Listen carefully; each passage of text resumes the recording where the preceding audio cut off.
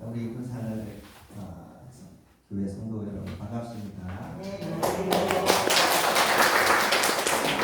오랜만에 그 환절기잖아요. 감기 같은 거 조심하셔야 될 것 같아요. 저 같은 경우는 2주 동안 지금도 좀 목소리가 좀 그죠? 2주 동안 환절기 때 방심해서 감기나 뭐 이런 거 걸려갖고 고생해서 지금은 조금 괜찮아지고 있는데 우리 성도 여러분들 환절기에 건강 유의하시고 하시기를 바랍니다. 오늘 우리 나사렛 신조인데 이제 이번이 11월 달이죠. 다음 달 하면은 저희가 끝날 것 같아요. 이게 흐름상 그래서 이번 주 다음 달 해서 우리가 이제 신조를 마무리 질 수가 있습니다. 우리 나사렛 교단에서 이제 믿는 바를 정리를 해놓은 게 신조인데 총 몇 개의 개수로 되어 있죠. 조항이 16개로 되어 있습니다. 16개인데 이제 주제로 분류를 하면 총 몇 개? 몇 개? 5개. 5개예요. 자, 첫 번째 주제는 뭡니까? 하나님, 신. 그래서 1번부터 3번까지. 두 번째 주제는 뭡니까? 하나님 말씀, 성경이죠. 네 번째 조항.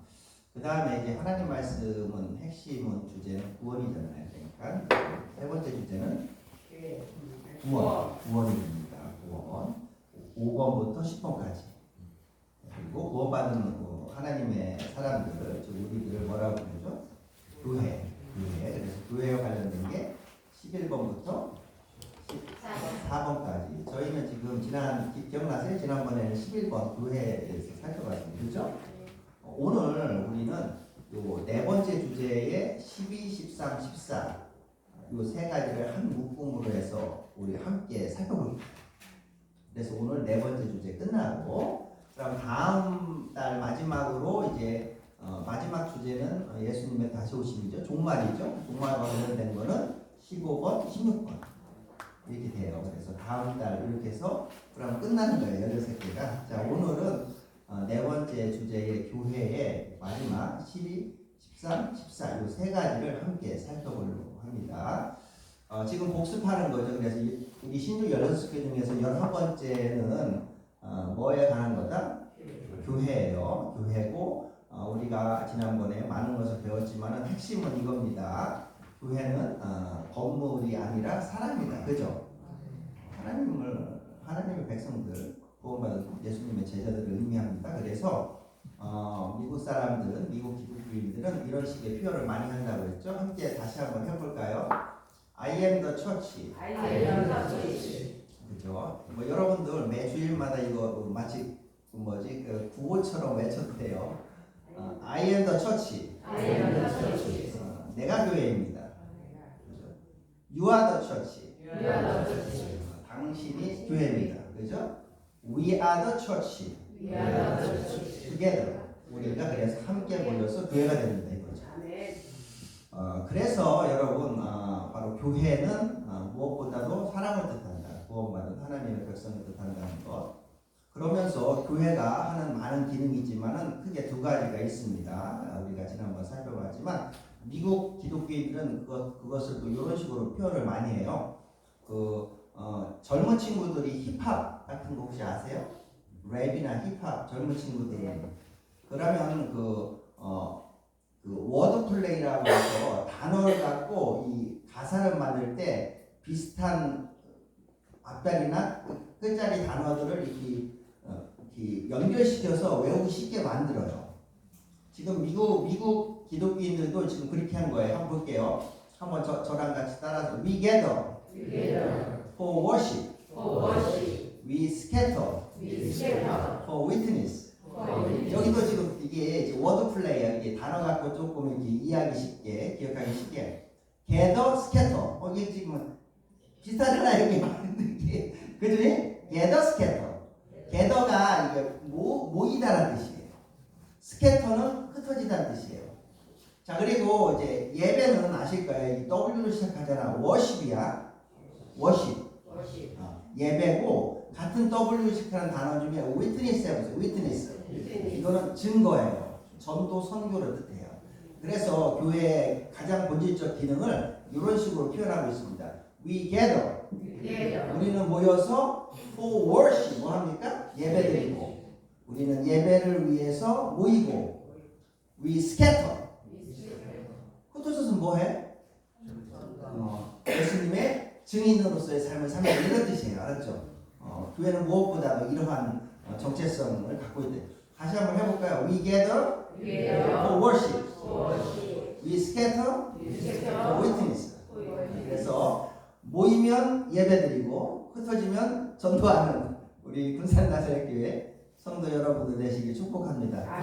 물론 지금까지 그렇게 하셨겠지만 자, 이렇게 해서 우리가 리뷰를 마쳤고 이제 12번, 13번, 14번을 이제 할 텐데 미국 우리 나사렛 교회들은 이렇게 영어로 한 장짜리로 잘 만들었는데 자 한번 여기 보시면은 여기 보이시나요? 여기 처치 11번 처치 있죠? 여기 네. 이제는 11, 12, 13, 14가 다 교회와 관련된 내용인데 이제 11번은 제목이 교회고 12번은 그러면 우리가 교회 공동체를 구성하기 위해서는 먼저 세례를 받아야 되는 거예요. 그죠? 네. 믿음으로 고백하면 예수님을 주님. 그래서 12번은 세례가 돼. 제목이 세례. 자, 한번 영어로 읽을게요. 베프티즘. 세례야. 세례와 관련된 내용이 12번이에요. 자, 그리고 우리가 절기 때마다 성만찬 하잖아요. 그래서 13번은 성만찬. 그래서 성찬식. 그래서 로드 서퍼가 돼. 한번 해볼까요? 로드 서퍼. 그러니까 12번은 세례, 13번은 성만찬, 그 다음에 마지막 14번은 디바인 힐링. 이거는 뭐냐면 신유예요. 신유. 요즘은 잘 안 쓰죠, 이 표현. 신유. 하나님의 그 신의 은혜, 신의 능력을 이제 우리 나사교가 믿는단 말이에요. 그래서 12, 13, 14번을 한번 교회 생활에서 필요한 12, 13, 14를 함께 오늘 살펴보도록 하는데 12번은 제목이 뭐라고요? 세례입니다. 세례. 이제 교회의 구성원이 되려면은 저는 세례를 받아야 되는 거예요. 정예인 교육을 받고 나서. 자, 12번 우리 신주에는 다음과 같이 세례에 대해서 기록하고 있습니다. 우리 하나씩 한번 쭉 읽어볼까요? 믿음으로 한번 읽겠습니다. 시작. 우리는 우리 주님께서 명하신 그리스도인의 세례가 속죄의 은총을 받아들임과 그리스도의 몸된 교회와 연합함을 구하는 성례라고 믿는다. 성례는 거룩한 예식이죠. 그래서 이제 세례를 통해서 우리는 나는 구원받았다는 것을 공적으로 모든 사람들, 믿는 사람들 앞에 고백하는 행위예요. 그렇죠? 그리고 또 세례가 바로 뭡니까? 다른 믿는 자들과 함께 교회 구성원으로서 한 지체가 되겠다는 또 신앙의 고백이 되는 거예요. 자, 네 번째 줄 계속 한번 읽어볼 거예요. 세례는 시작. 세례는 예수 그리스도가 구세주가 되심을 믿는 믿음을 선포하는 은혜의 수단이다. 무엇보다도 예수님이 나의 구세주이심을 모든 사람들, 온 세상에 선포하고 고백하는 행위가 바로 세례가 됩니다. 그리고 그것은 계속 해볼까요? 시작. 그것은 성결과 의에 대해 전적으로 순종할 의지를 고백하는 성도에게 베풀어져야 한다. 계속해서요. 새 언약의 수혜자로서 어린아이와 도덕적으로 순결한 자는 부모나 보호자의 요청으로 세례를 받을 수 있다. 지금 우리도 애기 있는데 우리 교단마다 틀린데 우리 나사렛 교단은 유아 세례, 애기들 세례를 인정해야 안 해요? 인정해요. 여기 이제 써있잖아. 부모님의 요청에 의해 살 수 있는데 여기 보시면 어린아이들도 우리는 세례를 줄 수 있어요. 그리고 도덕적으로 순결한 자, 이게 뭐냐면은 이 표현은 조금 순화된 표현인데 예를 들면 정신지체인 분들 있잖아요. 그런 분들도 보호자의 동의하에서 세례 줄 수 있다는 얘기예요. 이거 도덕적으로 순결한 자는 딴 게 아니라 정신지체 이런 분들을 뜻하는 거예요. 그래서 부모나 보호자 요청으로 세례를 받을 수 있다 이거예요. 물론 유아 때 받고 나중에 또 자기가 성인이 돼서 예수님을 인격적으로 만난 다음에 자신의 의지로 또 다시 세례를 받을 수는 있겠죠. 그렇죠? 자, 마지막입니다. 교회는 마지막이 아니라 중 문장이 두 개 더 있겠죠. 교회는 시작. 교회는 지속적인 기독교적 훈련을 제공해야 한다. 세례만 끝은 아니고 당연히 신앙생활을 통해서 영적 성장, 성숙을 계속 이루어 나가야 되는 거겠죠, 그죠? 마지막 세례는 점수례, 추수례, 침수례로 세례할 베풀어질 수 수 있는 있다. 방법은 크게 세 가지가 있어요. 점수례가 있고 주수례가 있고 침수례가 있는데 여러분 요걸 제가 다시 한번 정리하면 이렇게 됩니다. 자, 그래서 우리 나사렛 신조의 12번의 제목은 뭐다? 세례를 뜻해요. 교회 공동체의 이제 시작을 알리는 세례다. 영어로는 베티즘이라고 하고 이 신약 성경이 쓰여진 언어가 2000년 전에 그리스어라고 했죠. 이걸 또 헬라어라고 하는데 그리스어 헬라어로는 이 세례를 뜻하는 단어가 밥티주라고 해요. 밥티주 한번 해볼까요? 밥티주, 밥티주. 여기에서 이 영어 단어 베티즘이 나오고요. 비슷하잖아 발음이. 밥티주, 베티즘 그죠? 그리고 이 그리스어 헬라어로의 밥티주가 원래 2000년 전에 사용했을 때는 물에 풍덩 담그는 거예요. 그래서 원래 성경적 의미의 세례는 물속에 풍덩 했다가 이렇게 붓는 거예요. 사실 조금 이따 설명해 드리겠지만 세례 의미 다시 한번 살펴보면 개인적인 차원에서 교회 공동체 차원에서 세례는 어떤 의미를 갖는가. 첫 번째, 나 개인적 차원에서는 예수님의 죽음과 부활을 내가 부활에 동참한다는 의미예요. 그래서 이것을 가장 잘 상징적으로 드러내기 위해서는 뭡니까? 예를 들면 물속에 내가 풍덩 빠져요. 그러면 죄에 죽었다는 의미예요. 다시 일어나요. 그럼 뭡니까? 다시 예수 그리스도 통해서 새 생명을 얻다. 이거를 상징하기 때문에 성경적인 의미에서 가장 좋은 방법은 사실 이거 익히 풍덩 빠졌다. 자, 그 다음에 세례의 개인적 차원은 그렇게 되고 공동체적 차원에서 세례는 그리스도의 몸된 우리 교회 공동체잖아요. 교회와의 연합을 세례 통해서 신앙생활을 함께 해나간다는 의미를 갖고 있습니다. 아까 종류가 세 개가 있다고 했어요. 점수례, 주수례, 침수례가 있어요. 우리가 일반적으로 하는 것은 점수례예요. 점수례는 저는 영어로 스프링클리라고 하면 여러분 그 잔디밭 같은 데 보면 스프링클러라고 뭐 우리 영어도 쓰니까 그 이렇게 뭐 나오잖아. 스프링클러. 잔디 그 뭐지 자동으로 이렇게 물 뿌려주는 거. 분사기. 스프링클러라고 해야 돼 영어로. 이 점수례가 뭐냐면 이렇게 세례 줄 때 이렇게 뿌리는 거예요. 주로 우리는 많이 이렇게 해요, 그죠? 목사님들이 이렇게 뿌리시잖아. 뭐 이렇게 할 수도 있고. 두 번째 주수례는 뭐냐면 주수례는 말 그대로 주전자의 의미야. 부는 거야. 물을 부는 거야. 이렇게 머리에서 쭉 부는 거야. 그리고 마지막 침수례는 말 그대로 뭐 호수나 아니면 우리나라에서는 찾아보기 힘든데 제가 미국에서 예전에 공부할 때 미국 교회들을 방문해 보면 어떤 교회들은 여기에다 이게 세례식을 거할 수 있는 탕을 만들었어요. 세례 목욕탕 같은 걸 좀 깊게 이렇게 한 옆에. 그러면 거기에서 세례식을 침수례로 해요. 거기는 완전히 머리가 이렇게 물이 있으면 이렇게 했다가 이렇게 되는 거야. 무슨 말이죠? 이게 침수례야. 이게 완전 잠그기. 그리고 이제 우리 나사렛 교단 같은 경우는 유아 세례를 실시한다. 그리고 관련된 성경 구절을 한번 두 가지만 볼까요? 우리 첫 번째 로마서 6장 4절 한번 읽겠습니다. 시작. 그러므로 우리가 그의 죽으심과 합하여 세례를 받음으로 그와 함께 장사되었나니 이는 아버지의 영광으로 말미암아 그리스도를 죽은 자 가운데서 살리심과 같이 우리로 또한 새 생명 가운데서 행하게 하려 함이니라. 로마서 6장에서는 세례의 의미가 이제 침수례를 통해서 더 가장 잘 드러난다는 걸 알 수 있죠. 그래서 물에 풍덩 빠지면서 나는 죄에 죽었습니다. 다시 이제는 그래서 위로 풍 올라오면서 우리 이제는 영적으로 새로운 생명을 얻었습니다. 세례가 그런 의미를 갖고요. 또한 고린도전서 12장 12절부터 12절 이하 13절 말씀이네요. 한번 읽어볼까요? 시작. 우리가 유대인이나 헬라인이나 종이나 자유인이나 다 한 성령으로 세례를 받아 한 몸이 되었고 또 다 한 성령을 마시게 하셨느니라. 세례도 공동체적인 의미는 아까 뭡니까? 그리스도의 몸된 교회와 연합을 이뤄나간다. 이런 의미가 개인적 차원, 공동체 차원은 있다. 자, 이렇게 해서 저는 넘어가는데 자, 신주 16개 중에서 12번째가 바로 뭐와 관련된다? 세례입니다.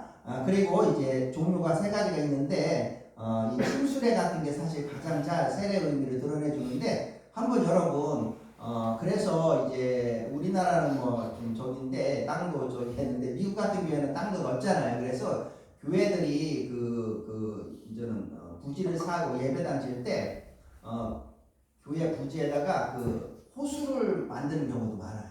호수. 조그만 호수. 그럼 거기서 세례식을 하는 거예요. 아니면은 뭐 주변에 있는 얕은 강가에 가서 세례식 하는 경우도 많아요. 미국 같은 경우는. 자, 한번 그 영상을 제가 한번 이렇게 갖고 왔습니다. 이런 식으로 한번 그래서 뭐 우리 군산 나사렛 교회도 뭐 항상 그렇게는 못했지만 한번 그래도 특별한 경우에는 한번 이건 정식 강의 있나요? 강에 가서 하셔도 괜찮을 텐데 한번 세례식 할 때. 자, 한번 볼까요? 지금 요거 이렇게 이제 호수 가서 성도들하고 같이 가서 새신자들 대상으로 세례식 하는 모습인데.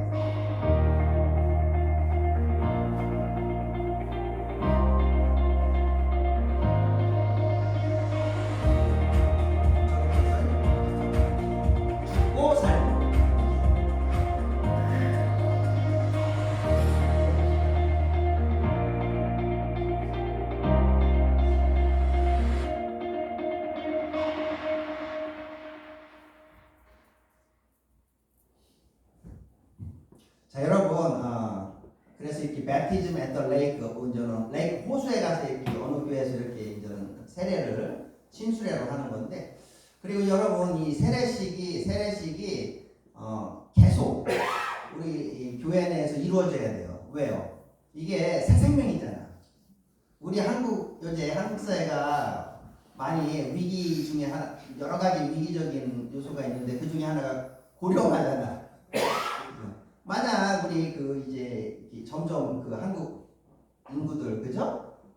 노년화되고 고령화되고 젊은 친구들이 없어져요. 점점 초등학교도 학생이 없어서 막 폐교되고 이래 보세요. 그러면 우리 한국의 미래는 어떻겠습니까? 암담하죠. 국민이 없으면 어떻게 그죠?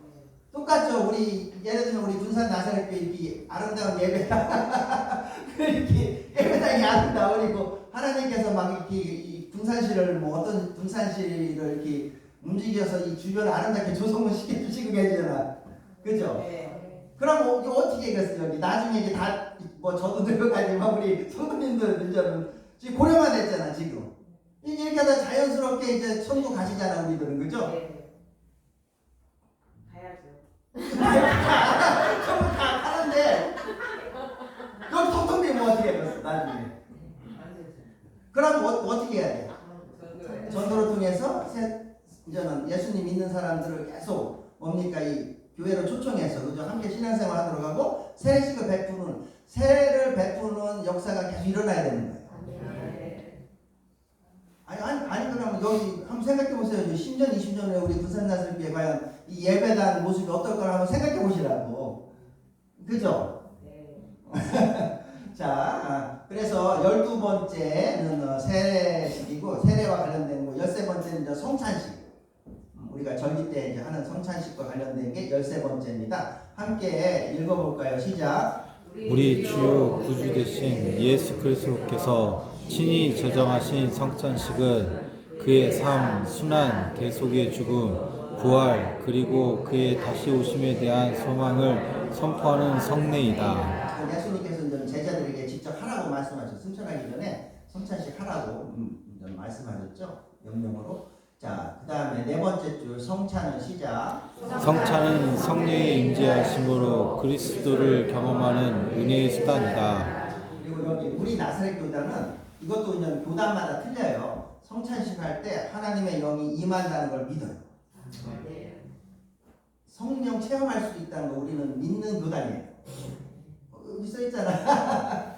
자, 그 다음에 누구든지 시작. 누구든지 그리스도를 믿음으로 성찬에 참여하여 생명과 구원 그리고 교회와의 연합으로 새롭게 되도록 초청받는다. 또한 이제 성찬식도 함께 하면서 우리 가족을 식구라고 하잖아. 가족을 왜 식구라고 해? 함께 식사하니까. 그러니까 성찬식에 참여하는 건 또한 뭡니까? 우리는 예수 그리스도 안에서 한 형제 자매다. 하나님의 자녀라는 이는 이제는 공동체적으로 우리 하나된 연합 일치를 또 뜻하기도 하는 거예요.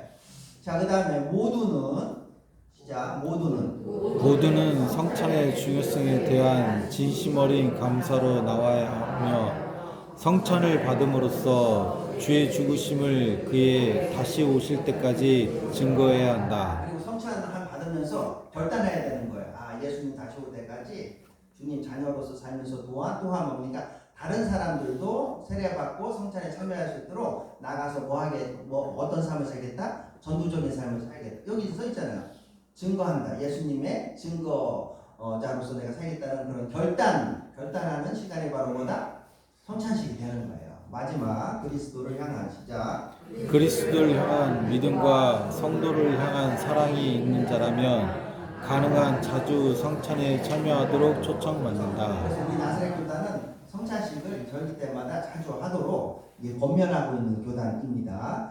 자, 성찬식은 예수님께서 친히 만드신, 염정하신 그러한 의식이기 때문에 예수님을 우리는 주님으로 고백하잖아요. 영어로 주님을 뜻하는 게 로드예요. 그래서 성찬식을 로드 서퍼, 주님이 제정하신 주님의 뜻에 따라서 서퍼 함께 주님의 몸과 주님의 몸된 빵과 주님의 피된 포도주를 먹는다. 서퍼 먹다는 뜻이잖아요. 이렇게 영어로 로드 서퍼라고 불러요. 한번 해볼까? 로드 서퍼.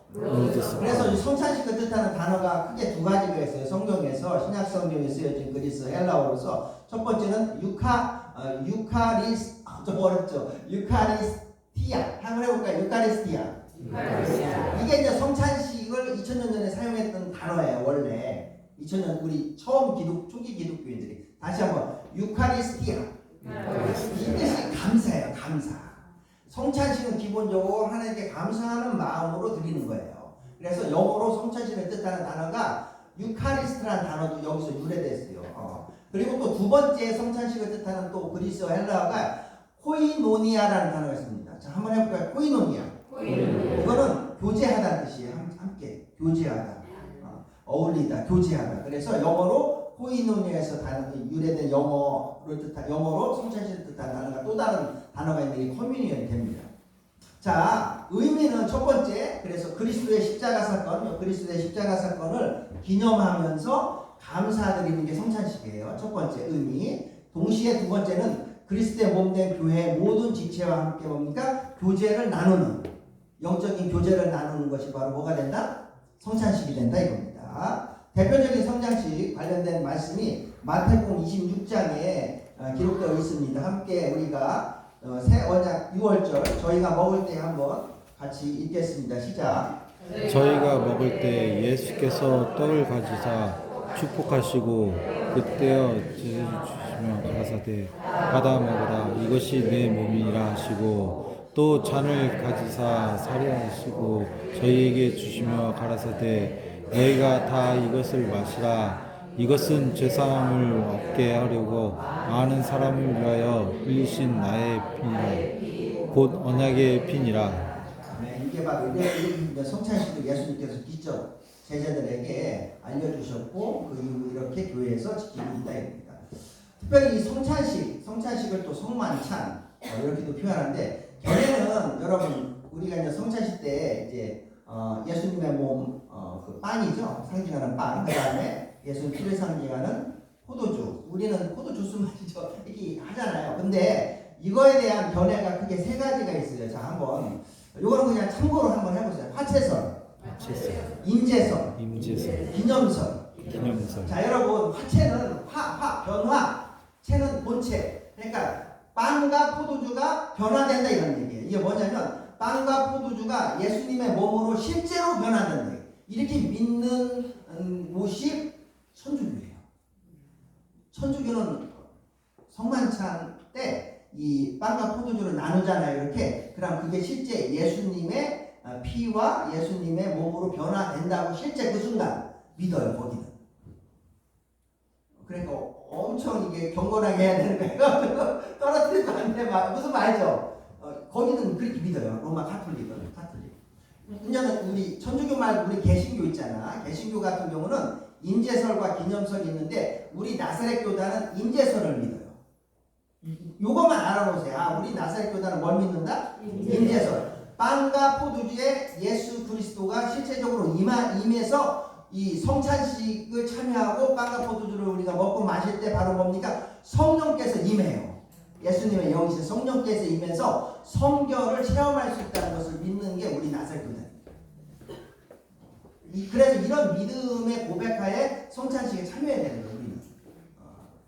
여러분 특별히 이제 종교개혁가 중에 루터는 예수님의 몸이 임재하고 종교개혁가인 칼빈은 예수님의 영, 즉 성령이 임재한다고 이렇게 믿었는데 우리 나사렛 교단의 신앙적인 뿌리가 영국에 있었던 웨슬리라는 목사님이에요. 성결을 18세기 영국에서 성결운동을 했던. 근데 이 성결운동가였던 웨슬리 목사님은 이 칼빈의 영향하에서 그리스도의 영, 즉 성령께서 실제로 임하신다는 걸 믿었어요. 이게 우리 나사렛 교단의 이제는 믿음은 이게 견해는 바로 요걸 따르고 있어요. 앞으로 그래서 우리 성찬식 하실 때마다 빵과 포도주 아니면 포도주스를 먹고 마실 때마다 바로 그 순간 뭐가 임한다? 그리스도의 영이 임한다. 성령께서 임하신다. 그리고 이를 통해서 내가 성결을 체험할 수 있다는 걸 믿음으로 고백하면서 그걸 참여하셔야 돼요. 우리 교단은 그렇구나. 그럴 때 정말로 성결한 체험이 있을 줄 믿습니다. 자, 마지막 자 12번 12번은 뭐였죠? 12번 뭐였지? 세례. 전 헷갈렸어. 12번은 세례. 12번은 성만. 그러니까 세례 받은 사람이 성만찬에 참여할 수 있는 거 알았죠? 성만찬. 그다음에 14번째는 신유예요, 여러분. 신유. 우리 한국기독교 초창기 때도 뭐 김익도 목사님 같은 걸 통해서 이 신유의 역사가 많이 일어났는데 아니면 뭐 오살리기도 최자신 목사님 같은 거. 요즘은 근데 과학이 발달하고 의학이 발달하니까 하나님보다 과학과 의학을 더 의존하잖아, 그죠? 근데 우리 나사렛 교단은 신유를 믿어요. 여기 여러분 14번째 있잖아. 한번 읽어볼까요? 시작. 우리는 성경 교리로서 신유를 믿으며 병자의 치유를 위해 신자들로 하여금 믿음으로 기도해 줄 것을 권면한다. 그래서 여러분 항상 같이 기도해 주시잖아요. 믿음으로 아픈 분들을 위해서 함께 기도해 주잖아요. 그리고 하나님께서 우리의 믿음의 기도를 들으셔서 완쾌해 주실 줄도 또 믿는 거예요. 근데 우리 나사렛 교단은 하나님께서 이렇게 초자연적인 능력으로 이렇게 치유의 역사도 해주시지만 동시에 의학과 과학을 통해서 우리를 치료해 주신다고 믿는 합리적인 이성적인 교단이에요. 극단적으로 이렇게 심리적인 거에 치우친 교단이 아니란 말이에요. 우리는 균형을 갖춘 거란 말이에요. 그래서 그 뒷부분에 이렇게 또한 되어 있어. 우리는 또한 시작. 우리는 또한 하나님께서 의료 과학의 수단을 통하여 병자들을 치유하심을 믿는다. 따라서 이제부터 뭐 지금도 그러시겠죠. 아프시면은 어떻게 해야 돼? 약주약국 가셔야지. 그러면서 동시에 어떻게 해야 돼? 기도하시면 되는 거예요. 두 개 다시 알았죠? 자, 신유는 이제 디바인 힐링이라고 해요. 이 신적인 하나님의 치료하신다. 그래서 구약 성경에서 히브리어가 구약 성경 쓰였죠. 이 신유와 관련된 단어가 히브리어 이스라엘어로 라파예요. 한번 해볼까요? 라파. 그래서 여기서 나온 게 여호와 라파, 치유하시는 하나님. 이 표현이에요. 여호와 라파, 치유하다. 이 신약 성경의 이 헬라어 그리스어로는 테라페우라고 해요. 한번 해볼까요? 테라페우. 여기서 나온 영어 단어가 테라피 많이 쓰죠. 무슨 세라피 많이 쓰잖아. 치유하다 얘기하는데, 그래서 신유는 바로 하나님의 초자연적인 치유의 은총으로서 우리들이 이제는 건강 회복을 위해서 간절히 기도할 때 하나님께서 응답해 주신다. 이렇게 뜻합니다. 대표적인 성경 구조 구약 성경 여호와 라파와 관련된 출애굽기 15장 말씀 이르시되 읽어볼까요? 시작. 이르시되 너희가 너희 하나님 나 여호와의 말을 들어 순종하고 내가 보기에 의를 행하며 내게 내가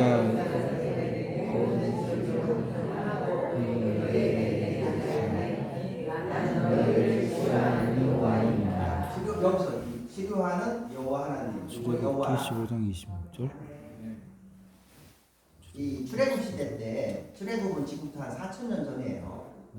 3,500년, 4,000년 전에 여호와 라파가 역사하셨잖아요. 그죠?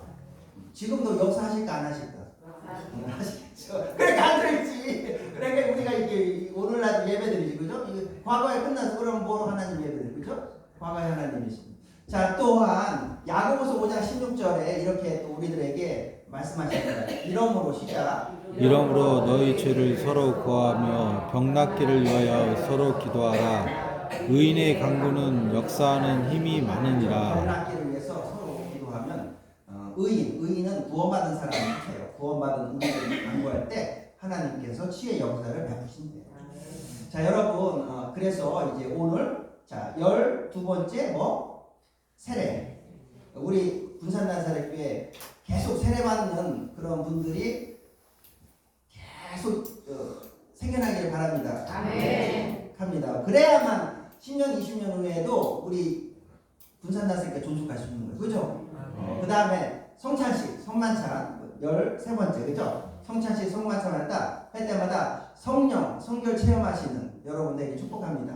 자, 마지막 오늘 14번째 뭐예요? 신유. 또한 여러분 우리가 하나님이 부르실 때까지, 그죠? 천국 갈 때까지 이왕이면 어떻게 살아야 되겠어? 건강하게 살아야지. 몸과 마음, 그죠? 그래. 근데 이제 아무래도 또 살다 보니까 몸과 마음이 안 좋을 때가 있죠. 그때마다 이 14번째 신유, 요 신조 여러분 다시 한번 기억하시면서 병원도 가고 약국도 가야 되지만 동시에 뭡니까? 여호와 라파 외치면서 기도하실 때 회복의 역사가 있을 줄 믿습니다. 이와 관련된 영상 하나 볼까요? 말씀의 가운 메시터입니다. 오늘은 한국 복음성가의 대부라고 불리는 박종우 성가사에 대해 말씀드리려고 합니다. 그는 하나님의 은혜, 시편 23편 등 수많은 곡의 찬양으로 큰 울림과 감동을 주었습니다. 박종호는 세계적인 성악가 조수미와 서울대 성악가 동기로 대학 시절 세계적인 테너가 될 것이라고 기대를 한몸에 받았습니다. 그러던 그가 이탈리아 로마로 유학을 가기 한 달 전 하나님을 만났습니다. 성악의 길을 포기하고 복음성가 가수로 되기로 한 것입니다. 당시 박종호는 이렇게 마음을 먹었다고 고백했습니다. 오페라나 세상 음악은 길어봐야 100년이지만 하나님을 찬양하는 음악은 영원한 것이라는 생각이 들었다고 했습니다. 고작 100년짜리에 내 삶을 안 걸겠다고 결심했다는 것입니다. 그는 하나님을 찬양하는 음악이 세상의 어떤 음악보다 뛰어나다는 것을 보여주고 싶었다고 했습니다. 그때부터 박종호는 세계적인 성악 테너의 길을 버리고 찬양 사역자로 30년을 살아왔습니다. 어떻게 보면 세상적인 출세의 길을 다 버린 것입니다. 그러던 그에게 2016년 위기가 찾아왔습니다. 간경화로 거의 간 기능을 상실한 간에 암까지 발견된 것입니다. 창천병력과 같은 소식에 박종호는 하나님께 따지듯 물었습니다. 하나님, 내가 왜 이래야 합니까? 그 순간에는 하나님이 안 만져지고 내가 고통받는 시간에는 하나님이 안 보이는 것 같았다라며 당시의 심정을 토로했습니다. 결국 두 딸이 간을 주기로 했습니다. 남들보다 몸이 큰 만큼 간이 커서 일반 사람들의 간을 이식할 때 1kg의 간 이식이 필요했습니다. 그러나 1kg나 되는 간을 이식해서는 살아남을 사람이 없었습니다. 결국 딸 2명의 간을 떼어 붙여서 이식해야 하기로 결정했습니다. 살아있는 2사람의 간을 붙여서 이식하는 수술은 세계적으로도 유례가 없는 것이었습니다. 이 과정에서 가족임에도 간을 주는 게 무서워서 도망을 가는 경우도 많았다고 했습니다. 왜냐하면 간을 이식하는 경우는 기증자가 죽는 경우도 있기 때문입니다. 막내딸의 간이 다행히 커서 막내딸의 건난으로도 수술이 이루어졌습니다. 막내딸은 죽을까 두려웠던 순간을 참을 수 있었던 이유는 자기가 기증하지 않으면 아빠가 죽는다는 이유 하나 때문이었다고 말했습니다. 박종호는 다시 살기 위해 16시간이라는 간 이식 대수술을, 그리고 간을 제공해야 하는 막내딸은 12시간이라는 긴 수술을 받았습니다. 결국 수술은 하나님의 은혜로 성공적으로 끝났습니다. 박종호는 당시를 회상하며 눈물을 흘리며 이렇게 말했습니다. 자식을 위해서 죽을 수 있는 게 부모의 마음인데 자기가 살겠다고 딸을 잡아먹는 애비의 심정은 매우 참담했습니다. 심지어 박성가사는 수술 후에 진통제 한 번 맞지 않았는데 막내딸은 엄청난 분량의 진통제를 맞아야 했을 정도로 딸의 수술 후 고통은 많이 컸습니다. 박성가사는 내가 맞아야 할 진통제를 대신 다 맞는 것 같았다는 한마디로 아팠던 당시의 마음을 대변했습니다. 나중에 다 회복하고 나서 미국에 살고 있는 막내딸에게 카톡이 왔습니다. 아빠가 살아 있어줘서 고마워요. 박정호는 위근실에 누워있으면서 나 때문에 왜 내 자식이 죽어야 하는가 라는 생각 때문에 이렇게 아팠는데 아들을 십자가에 매달게 하신 하나님의 마음은 얼마나 아팠을까 라는 심정이 절절히 느껴졌다고 고백했습니다. 박정호는 수술비가 없어서 모금 운동까지 일어났습니다. 음반의 성공으로 큰 돈을 벌었을 것이라고 알려졌지만 박정호는 거의 대부분은 선교비로 보냈습니다. 어렵게 선교하는 분들을 돕고 예수 전도단 선교사들이 해마다 건강검진을 하도록 도왔습니다. 매출에서 20%를 떼서 보내면 세금과 경비를 제하면 오히려 빚을 지기도 했습니다. 16년 동안 20억에 달하는 돈을 선교비로 보냈습니다. 예수 전도단은 박종호가 수술비가 없다고 알려지자 2,500만 원을 모금해서 줬습니다. 박종호는 2,500만 원이 250억 원이라며 이걸 뼈에 묻는다고 말했습니다. 박종호는 수술을 받으며 경험한 놀라운 일을 털어놓았습니다. 수술이 끝나고 자신의 방 전체에 기도의 향이 휩싸이고 있는 것이 느껴진 것입니다. 그 순간 자신이 세웠던 고아원의 아이들, 자신이 도왔던 선교사들이 기도하는 것이 보였고 수많은 기도들이 자신을 감싸서 자신을 만지고 있었다는 것을 체험하게 되었다고 말했습니다. 그러면서 박종호는 하나님은 지금도 우리와 함께 있다고 고백하지 않을 수 없었습니다. 하나님은 정말 오늘도 우리와 함께 계십니다. 오늘 하루도 승리하는 하루 되세요. 우리가 잘 아는 박종호 찬양 사역자가 있는데 이렇게 이제는 인생에 큰 위기가 왔을 때 물론 수술 받았죠. 간암 수술. 근데 이제 동시에 많은 주변에 크리스찬들이 이분을 위해서 기도해 줬고 그래서 우리 아까 살펴본 것처럼 같이 기도하고 또 의료 기술의 힘을 우리가 빌릴 때 훨씬 더 하나님의 치유의 역사가 잘 일어난다는 것을 잘 보여주는 것이 바로 박종호 찬양 사역자의 그 삶 간증이었습니다. 마지막으로 두 가지 말씀, 신유와 관련된 말씀을 읽고 끝내겠습니다. 마태복음 7장 7절 예수님께서 우리들에게 만약 필요한 것이 있으면 이렇게 하라고 명령하셨어요. 한번 해볼까요? 시작. 구하라 그러면 너에게 주실 것이요 찾으라 그러면 너희가 찾을 것이요 두드리라 그러면 너에게 열릴 것입니다. 아멘. 그죠. 특별히 오늘 치유와 관련해서 신유와 관련해서 우리가 몸과 마음 건강함을 예수님께 계속 구해야 되겠잖아요.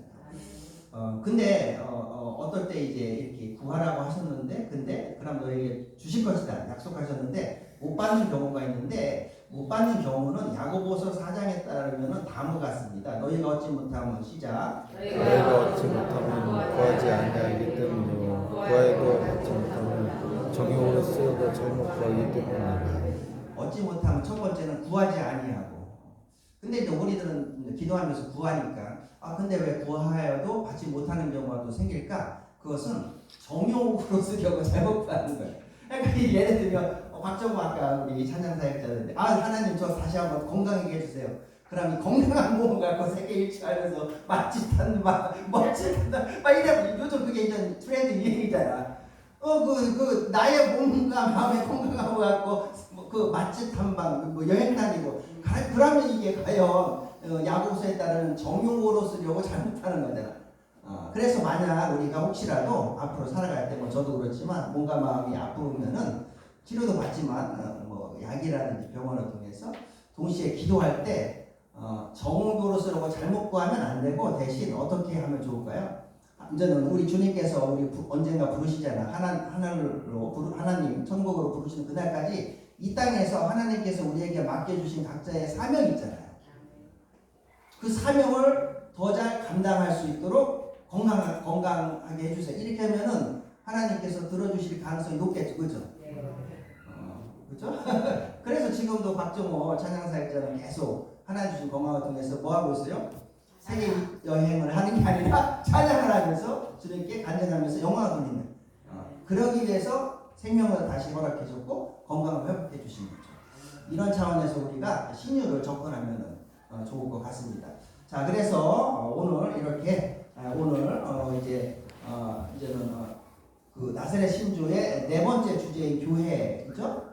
11번 교회 공동체는 12번 세례를 통해서 시작하면서 세례받은 우리들은 예배드리면서 또 절기마다 12번 성찬식에 함께 참여하면서 성령을 체험하고 그러면서 또 주님의 사역을 계속 감당하는데 혹시 안 좋아 몸이 안 좋아 그럴 때마다 뭡니까? 기도하라 이거죠. 종용으로 구하지 않고 사명을 위해서 기도할 때 하나님께서 여호라파 우리 치유하신 하나님께서 우리를 건강을 회복시켜 주시고 더욱더 사명자로서 천국 갈 때까지 건강하게 하나님 이 땅에서 주의를 감당하고 도우실 줄 믿습니다.